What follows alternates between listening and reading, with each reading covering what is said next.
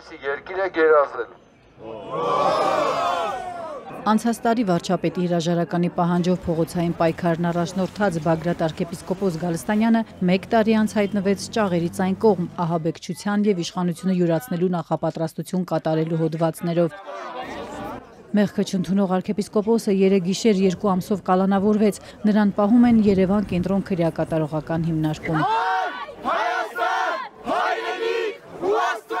Բոլոր նմանատիպ գործիչներին հիմնականում տանում են այդտեղ, որովհետև այդտեղ շատ ավելի սահմանափակ է, շատ ավելի հսկողության տակ է։ Փաստաբանները կալանքի որոշումը բողոքարկելու են։ Սերգեյ Հարությունյանի փոխանցմամբ քննչականը Գալստանյանին ազատության մեջ թողնելու դեպքում ռիսկեր է տեսել դատարանում պնդել, որ Փաշինյանի հրաժարականը պահանջող arczepiskopos-ն ազատության մեջ կազդի գործով անցնող անձանց վրա կխոչընդոտի քննությանը։ Այս գործով եւս 14 ընդդիմադիր է 3 կալանավորվել։ Եվս 1 մեղադրյալ ազատության մեջ է։ Որպես այդպեսին կարող եմ ասել, չկային հիմնավոր չէին, միջնորդությունը հիմնավոր չէր եւ ենթակա էր մերժման, սակայն ի սկզբանե, երբ որ պարզ դարձավ, որ գործը մակագրվել է Մասիս Մելքոնյանին, արդեն հասկանալի էր, թե ինչ որոշում է կայացվել։ Քննչական կոմիտեն 3 հայտարարեց, որ սրբազան պայքար շարժման մասնակիցները եւ ղեկավարները պլանավորել էին Հայաստանում իրականացնել ահաբեկչական եւ իշխանությունը զավթելուն ուղղված գործողություններ։ Ըստ քննչականի Գալստանյանը համախոհների հետ նոյեմբերից նպատակադրվել է իշխանության հասնել սահմանադրության խախտմամբ, այդ նպատակով ձեռք է բերել ահաբեկչություն կատարելու եւ իշխանությունը զավթելու համար անհրաժեշտ միջոցներ եւ գործիքներ։ Կոմիտեն նաեւ գաղտնալսումներ հրապարակեց, որտեղ ըստ իրավապահների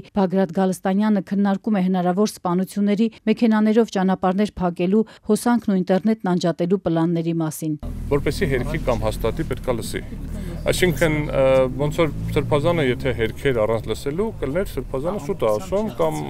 այսինքն միջև բովանդակությանը չծանոթանա, հերքել կամ հաստատելը չի ունենա որևէ նշանակություն։ Arczepiskopos-ի փաստաբան Արամ Օրբելյանը 3 ուժ երեկոյան լրագրողների զրույցում ընդգծեց, այդ ձայնագրություններին ծանոթանալուց հետո միայն arczepiskopos-ը կարող է հստակություն մտցնել, դրանցում իր ձայնն է, մոնտաժված է, աղավաղված է բովանդակությունը, թե ոչ։ Ինչքանով է դրանք իրավաչափարված եւ ամենակարևորը ինչքանով է կոնտեքստից կտրված, որովհետեւ մենք առնվազն ինչ որ մի էպիզոդով տեսնում ենք, որ ոնց որ մի կտորը վերաբերվում է այսօր, ոնց որ հիմա ձեզ հետ բան խոսեմ,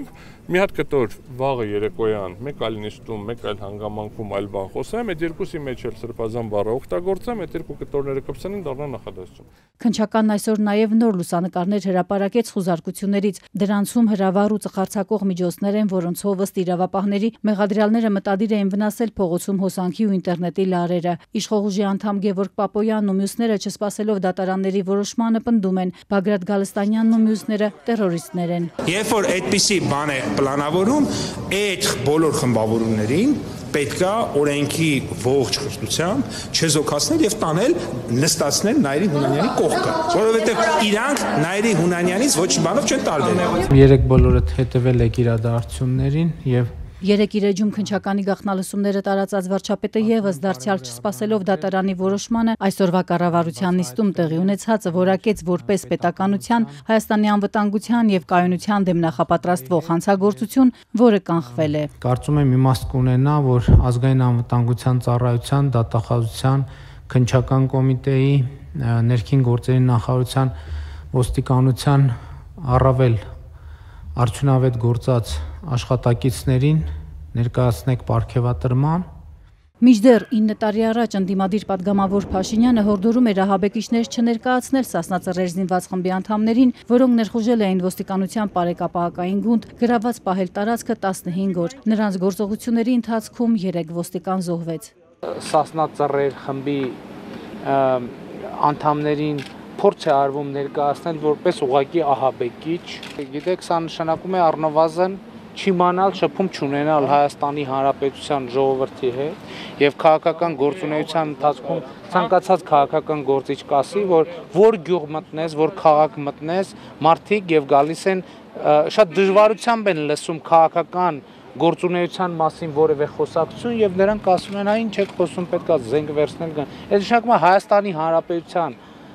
բնակչության մի զգալի մասը դարձել է ահաբեկիչ։ Քննչական կոմիտեն 3 որպես ահաբեկչության եւ իշխանության յուրացման իրեղեն ապացույց էր հրապարակել այսպես կոչված հեղաշրջման պլանի լուսանկարը։ Այն առաջինը հրապարակել էր իշխանական Civic-ը, փակելով պլանի ժամկետը։ Քննչականը սակայն այն բաց ներկայացրել է, ըստ դրա գործողության ժամկետ է նշված 2024 թվականի հուլիսի 23-ից մինչև օգոստոսի 30-ը։ Ստացվում է, ըստ իրավապահների, ընդդիմադիրները հեղաշրջման իրենց պլանն իրագործած պետք է լինեին 1 տարի առաջ։ Քննչականից չեն հստակեցնում, երբ են հավաքվել ապացույցները, այդ թվում ձայնագրությունները, հեղաշրջման պլանը, եւ եթե ամիսներ առաջ, ինչու միայն հիմա սկսեցին ձերբակալությունները։